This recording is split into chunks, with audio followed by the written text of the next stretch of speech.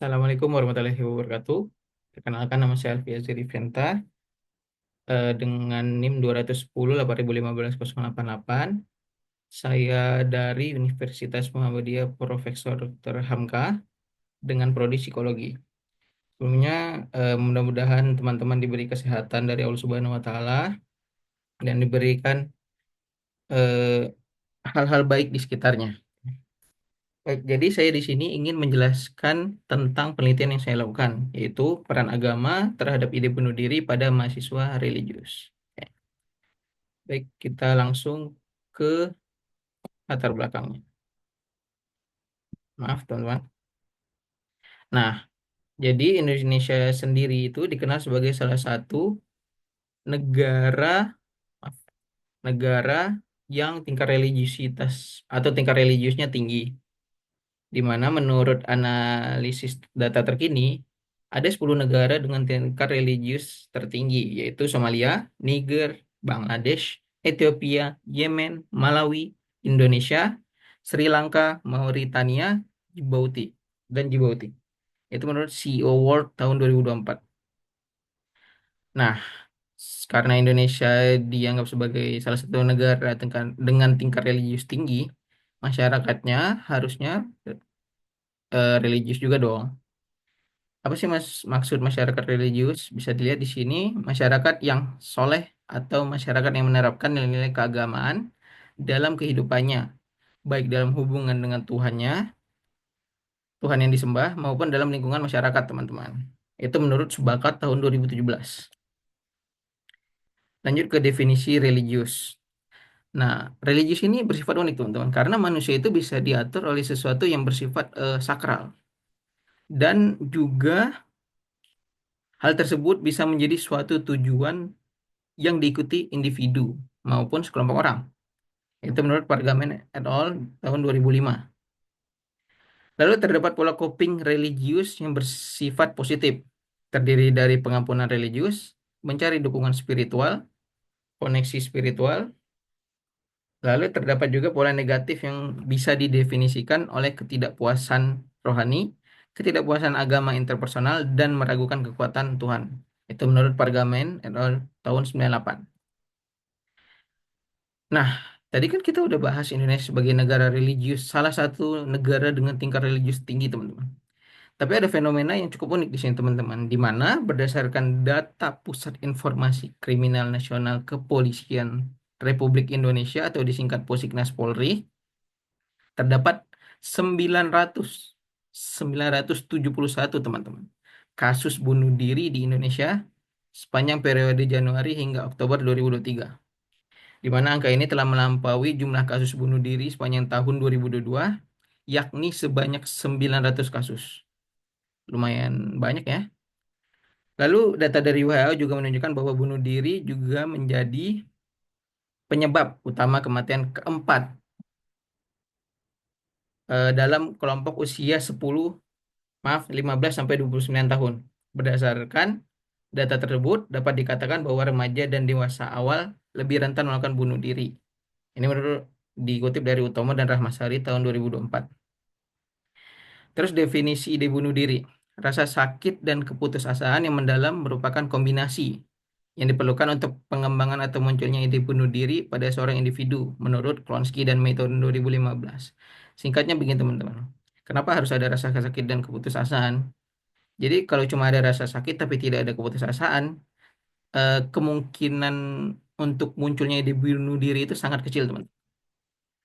Seperti itu. Lalu yang kedua ada dari Karisma dan Free dari tahun 2021, yaitu ide bunuh diri merupakan rencana awal dari upaya bunuh diri yang diakibatkan oleh berbagai faktor dalam kehidupan.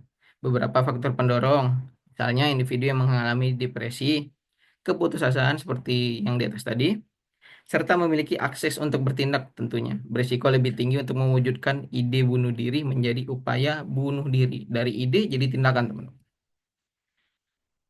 Lalu seperti yang dijelaskan fenomena tadi, kebanyakan atau umur 15 sampai 29 tahun itu pasti ada mahasiswa, teman-teman. Makanya rumusan masalah saya di sini mengambil apakah peran agama terhadap ide bunuh diri pada mahasiswa yang religius itu sebagai perlindungan atau sebagai risiko yang bisa meningkatkan ide tersebut, teman-teman. Lalu untuk tujuan penelitian ada untuk mengetahui bagaimana peran agama terhadap ide bunuh diri pada mahasiswa religius. Lalu ke metode penelitian. Dalam penelitian ini akan menggunakan metode kualitatif, yaitu penelitian yang mengkaji kedalaman fakta atau kejadian di mana kualitatif ini merupakan studi pemaknaan dari pengalaman dan pemahaman yang berbeda-beda setiap individu, menurut Firmansyah dan Masrun tahun 2021. Lalu ada pendekatan fenomenologi menurut Creswell 2013, yaitu pendekatan yang menggali pengalaman informan tentang bagaimana peran agama terhadap ide bunuh diri pada mahasiswa yang religius. Jadi tentang penelitian saya, teman-teman. Lalu untuk mengetahui bagaimana peran agama, maka penelitian ini akan menggunakan wawancara semi terstruktur dan wawancara akan direkam secara audio. Untuk pertanyaan wawancara itu dibuat panduannya berdasarkan teori dari Pargamin yang tadi membahas tentang coping positif dan coping negatif. Lalu analisis data yang akan, maaf, typo, digunakan, analisis data akan menggunakan analisis tematik.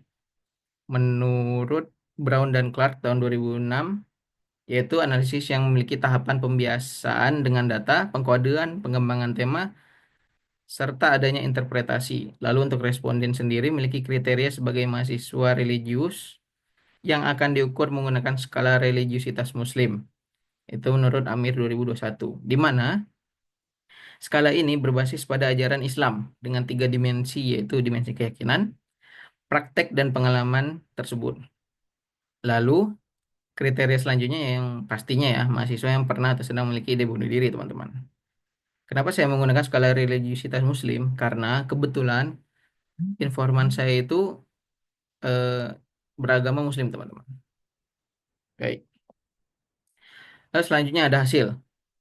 Hasil penelitian pada informan pertama mengatakan bahwa peran agama menawarkan beberapa solusi seperti berdoa agar diberikan petunjuk atas suatu kejadian.